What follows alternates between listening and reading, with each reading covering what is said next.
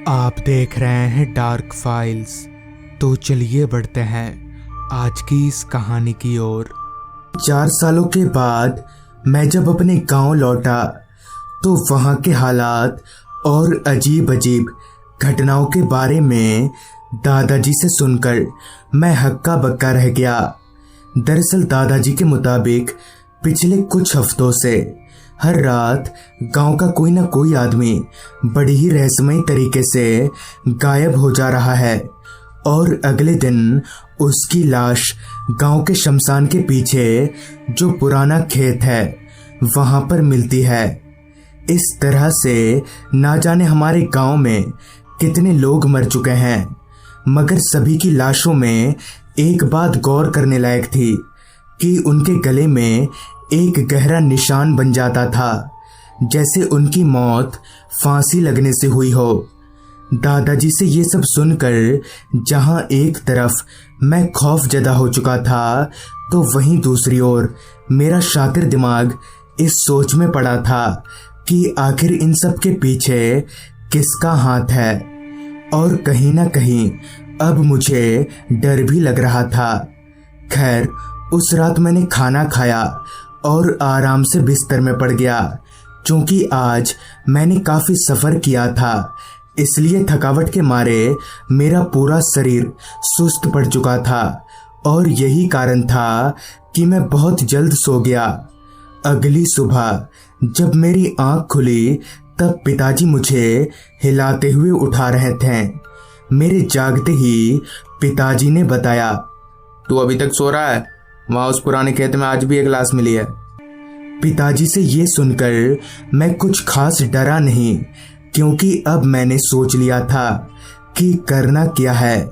लिहाजा मैंने फटाफट अपने गांव के दोस्तों को एक जगह इकट्ठा किया और फिर हमारी मीटिंग चालू हो गई। मगर जितने लोग उतनी बातें। कोई कह रहा था कि ये भूत प्रेत का चक्कर है, तो वहीं किसी का कहना था कि ये काम दूसरे गांव के लोगों का है। इन्हीं सारी बातों के दौरान मेरे एक दोस्त रमेश ने कहा, देखो, मैं एक तांत्रिक को जानता हूँ, बगल के गांव में ही रहते हैं, शायद वो कुछ कर सकें। इस पर मैं थोड़ा हिचकिचा तो रहा था, मगर तांत्रिक बुलवाने में कोई हर्ज भी नहीं था, इसलिए मैं राजी हो गया और मेरे साथ ही बाकी सारे दोस्त भी। फिर कुछ ही देर में बगल के गांव से उस तांत्रिक को बुलाया गया। फिर उस तांत्रिक को हमने सब कुछ खुलकर बताया और सारी बात सुनकर उस तांत्रिक ने कहा, देखो, मैं ऐसे तो कुछ नहीं बता सकता, मुझे उस जगह ले चलो जहाँ सारी लाशें मिलती है, तभी शायद कुछ हो पाए। उस तांत्रिक की बात सुनकर मैंने जब घड़ी की ओर देखा तब शाम के 6:30 बज रहे थे और आसमान पूरी तरह से काला पड़ गया था। खैर, समय की परवाह किए बगैर हम सभी दोस्त उस तांत्रिक को पुराने खेत की ओर ले जाने लगे। क्योंकि रास्ते में एक शमशान घाट भी पड़ता था, इसलिए मेरे सारे दोस्त थोड़ा डर रहे थे। पर क्योंकि मैं इन सब बातों पर जरा भी यकीन नहीं करता था, जिस वजह से मैं बिंदास होकर आगे आगे चले जा रहा था। कुछ देर चलने के बाद जब हम लोग उस पुराने खेत के पास पहुंचे तो वहां दूर दूर तक हमारे अलावा कोई इंसान तो दूर एक परिंदा तलक भी पर नहीं मार रहा था। पता नहीं क्यों वो खेत बाकी जगहों के मुकाबले बड़ा अजीब सा लग रहा था। खैर, मैंने उस तांत्रिक से कहा, जी, यही है वो जगह जहाँ लाश मिलती है। मेरे से ये सुनते ही वो तांत्रिक थोड़ा आगे बढ़ा और खेत की मिट्टी को अपने हाथ में उठाकर सूंघने लगा, जिस पर मैंने धीरे से ताना कसते हुए कहा, इससे क्या होगा? मैंने इतना कहा ही था कि वो तांत्रिक बोल पड़ा, इस खेत में आत्मा का वास है और वही गांव वालों को मार रहा है। आत्मा की बात सुनकर मैं अपनी हंसी नहीं रोक सका और वहीं पर हंस पड़ा। मुझे पता था ये तांत्रिक ऐसा ही कुछ बोलेगा। तो इस पर उस तांत्रिक ने कहा, कोई बात नहीं, अगर विश्वास नहीं है तो आज रात 2:30 बजे मेरे साथ यहाँ पर आ जाना। अगर हिम्मत है तो मैं तुम लोगों को शमशान के बाहर ही मिल जाऊंगा। फिर हम सभी लोग वापस लौटने लगे और वो तांत्रिक शमशान के बाहर बने चबूतरे पर ही बैठ गया। मैंने अपने सभी दोस्तों से रात के 2:30 बजे उस खेत में जाने के लिए पूछा, मगर कोई तैयार नहीं था। जिसके बाद मैंने तय किया कि मैं अकेला ही उस तांत्रिक के साथ जाऊंगा, जिससे दूध का दूध और पानी का पानी हो जाएगा। फिर मैं अपने घर आ गया। घर में मैंने इस बात का जिक्र किसी से नहीं किया, क्योंकि मैं जानता था कि अगर घर वालों को ये सब के बारे में पता चला तो मुझे इतनी रात गए बाहर जाने की इजाज़त कतई नहीं मिलेगी। कुछ घंटों बाद खाना पीना करके मैं जल्दी ही सो गया। फिर जब मेरी आंख खुली तो मैंने फ़ोन में 2 बजे का जो अलार्म सेट किया था वो बज रहा था। मैं फटाफट उठा और 2-4 घूंट पानी पीकर दबे पैर घर से बाहर निकल आया। बाहर सब कुछ सन्नाटे में डूब गया था। खैर मैं इन सारी चीज़ों पर उतना ध्यान ना देकर खेत की ओर चलने लगा। कुछ देर चलने के बाद मैं जब उस शमशान के पास पहुंचा तो पाया कि वो तांत्रिक अभी भी उसी चबूतरे पर बैठा हुआ है। मुझे देखते ही उस तांत्रिक ने कहा, मुझे पता था तुम जरूर आओगे, चलो। और फिर मैं और वो तांत्रिक उस पुराने खेत की ओर जाने लगे।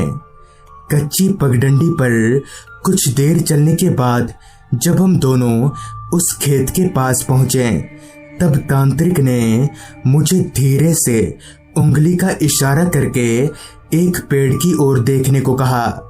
उसके कहने पर मैंने जब उस पेड़ की ओर देखा तो मेरे होश उड़ गए। मेरी आंखें फूलकर चौड़ी हो गईं। उस पेड़ पर हमारे ही गांव के एक आदमी की लाश लटक रही थी और उस लाश के नीचे खड़ा था एक भयानक सा दिखने वाला आदमी। उस आदमी की आंखें बिल्कुल लाल थीं और उसके गले पर भी एक बहुत गहरा निशान था। दिमाग तो मेरा तब सनक गया जब मेरी नज़र उस आदमी के पैरों पर पड़ी। असल में वो आदमी जमीन से कुछ ऊपर ही खड़ा था, यानी वो हवा में उड़ रहा था। ये सब देखकर मेरे पैर एकदम से लड़खड़ाने लगे और मैं वहीं पर बैठ गया। फिर उस तांत्रिक ने मुझे सहारा देकर उठाया और उस खेत से दूर ले आया। तभी मैंने पूछा, ये सब क्या हो रहा है? और वो आदमी? जिस पर उस तांत्रिक ने कहा, ये तो मैं भी नहीं जानता कि वो कौन है, मगर इतना जान लो कि वो कोई इंसान नहीं है। और अगर तुम लोगों को मरना नहीं है तो कल के कल ही गांव वालों को एक जगह पर इकट्ठा करो, तभी कुछ हो पाएगा। चलो मैं तुम्हें घर छोड़ देता हूँ। फिर मैं उन तांत्रिक बाबा के साथ अपने घर आ गया। अगली सुबह उन बाबा जी के बताए मुताबिक मैंने गांव के कुछ समझदार लोगों को गांव के चौपाल पर इकट्ठा किया और उन तांत्रिक बाबा जी को भी वहां पर बुलाया। और वहां आते ही उन बाबा जी ने गांव वालों से कहा, देखिए, मुझे पता है कि आप लोग उस पुराने खेत के बारे में कुछ जानते हैं जो आप मुझे नहीं बताना चाहते हैं। जिस पर पास ही में बैठे एक बुजुर्ग दादाजी ने हिचकिचाते हुए कहा, कुछ साल पहले की बात है। तब वो पुराना खेत दीनानाथ नाम के एक आदमी का हुआ करता था। ना जाने उसका खेत कैसा था, जो बाकियों के मुकाबले उसकी फसल ज़्यादा अच्छी होती थी। मगर इससे गांव वालों को जलन होने लगी और एक रात गांव वालों ने छिपते छिपाते उसके खेत में आग लगा दिया। ये सदमा दीनानाथ बर्दाश्त नहीं कर सका और उसने उसी खेत में लगे एक पेड़ पर फांसी लगा ली। ये सब सुनकर मुझे गांव वालों के ऊपर जितना गुस्सा आ रहा था उससे कई गुना ज़्यादा मुझे दीनानाथ के लिए बुरा लग रहा था। तभी उस तांत्रिक ने कहा, आज तुम लोगों की गलती से ही गांव का ये हाल है। देखो, मैं सिर्फ तुम लोगों को उस आत्मा से छुटकारा पाने का तरीका बता सकता हूँ, बाकी वो सब करना तुम लोगों को ही होगा, और वो भी आधी रात के वक्त। उस तांत्रिक से ये सुनकर पहले तो मैंने सोचा कि मना कर दूं, मगर फिर सोचा कि यूं ही मरने से तो अच्छा है कि कुछ करके मरूं, और इसलिए मैंने उस तांत्रिक को हाँ कर दिया। तो दोस्तों, आज की इस वीडियो में बस यहाँ तक ही। आगे इस कहानी में क्या होने वाला है और क्या हम लोगों को दीनानाथ की आत्मा से छुटकारा मिलेगा, ये सब जानने के लिए देखें इस कहानी का आखिरी भाग हमारे नए चैनल डार्क टीवी पर, जिसका लिंक नीचे डिस्क्रिप्शन बॉक्स में दिया गया है। एक शाम ठीक 7 बजे मैं अपने घर से रात का खाना लेकर फैक्ट्री जाने के लिए निकला, तो कड़कड़ाती ठंड और घने कोहरे ने मुझे ऊपर से लेकर नीचे तक हिलाकर रख दिया। दिसंबर का पहला हफ्ता, ऊपर से गांव की ठंड, इससे मैं पहले से ही वाकिफ था, मगर मैं कर भी क्या सकता हूँ। आज मुझे फैक्ट्री जाना ही होगा, क्योंकि आज मेरा काम पर पहला दिन है और ये काम मुझे काफ़ी मशक्क़त के बाद मिली है, तो मेरे पास इसके अलावा और कोई दूसरा उपाय नहीं है। घर से निकलते ही मैंने जब अपनी निगाहें इधर उधर घुमाई तो मुझे गांव के रास्ते पर मेरे अलावा और कोई नहीं दिखा।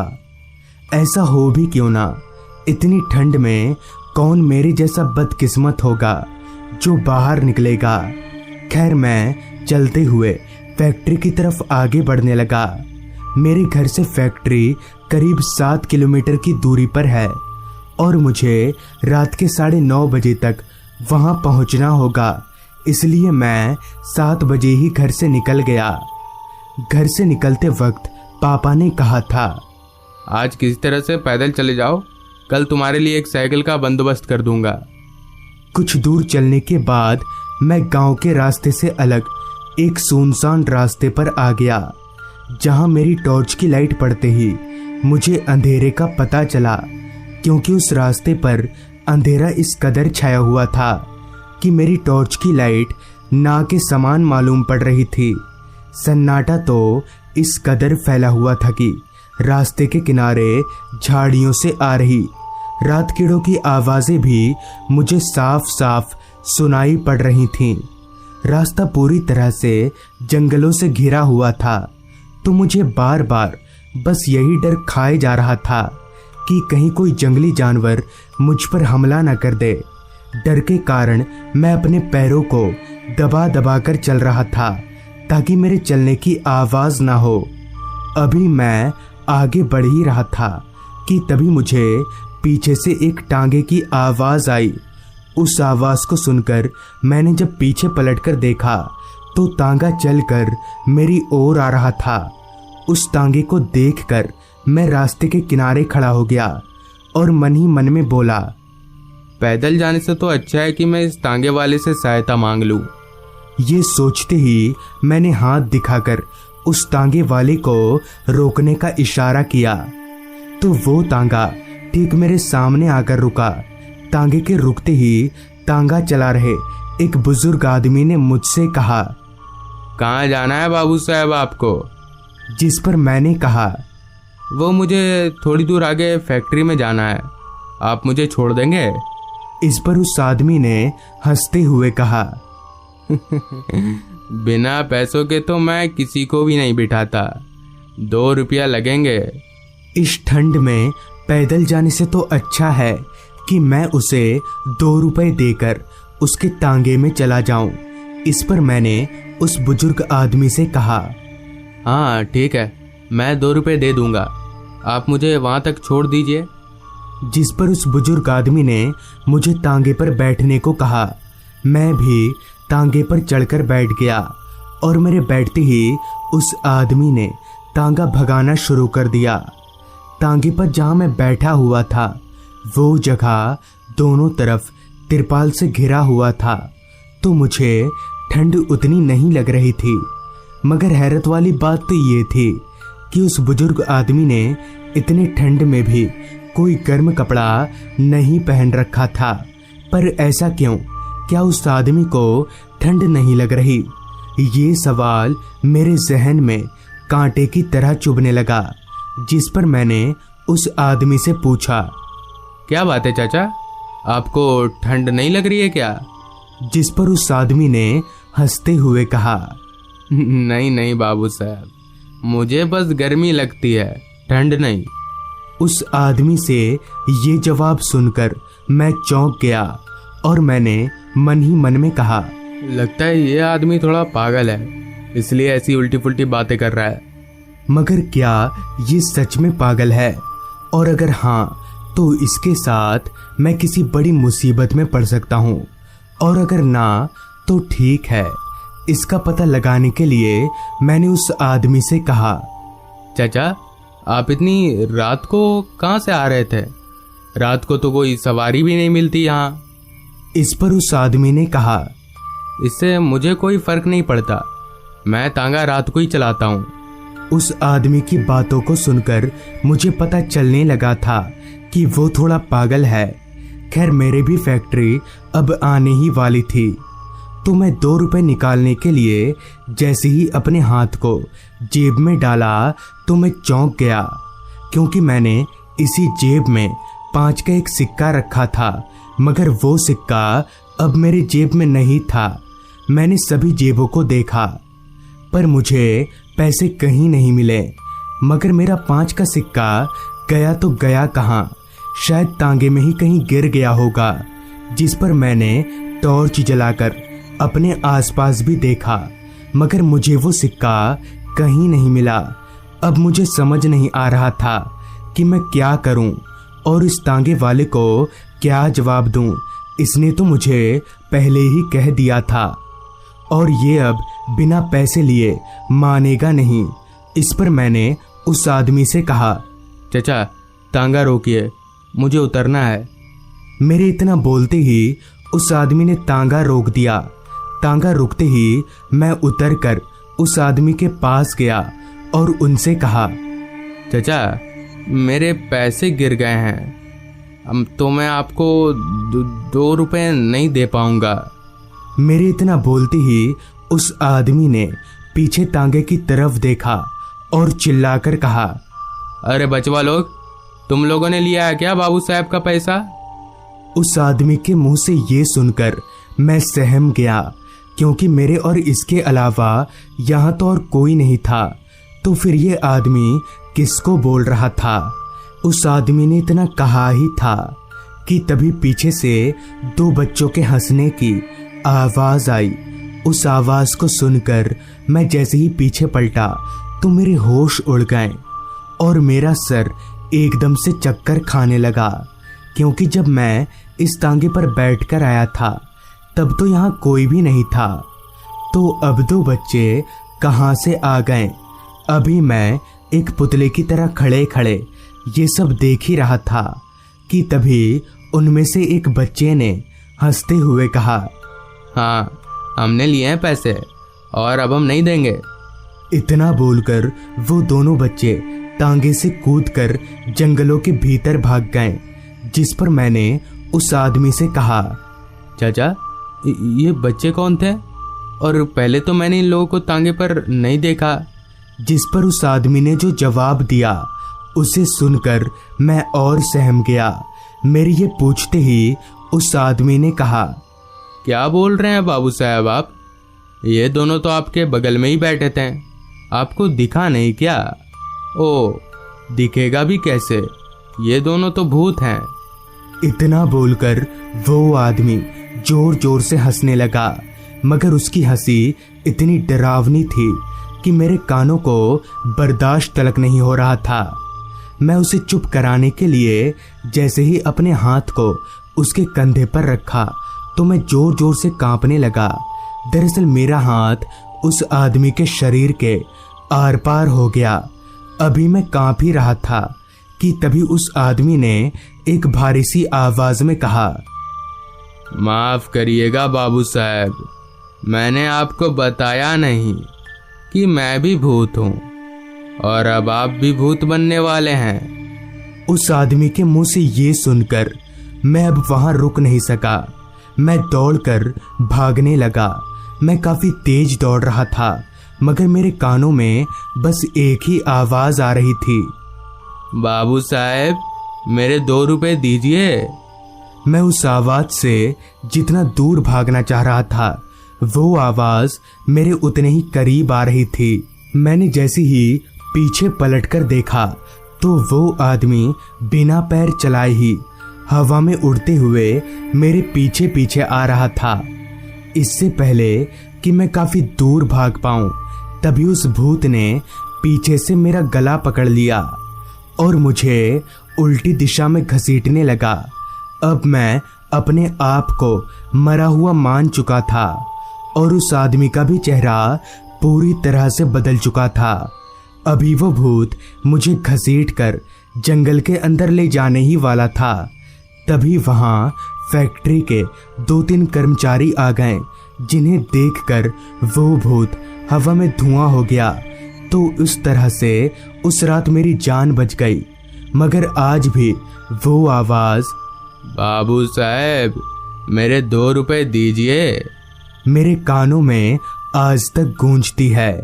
तो दोस्तों, ये थी आज की कहानी। अगर आपको ये कहानी अच्छी लगी हो तो चैनल को जरूर सब्सक्राइब करें। तो मैं आर्यन जल्द ही मिलूंगा आपसे ऐसी ही एक कहानी के साथ।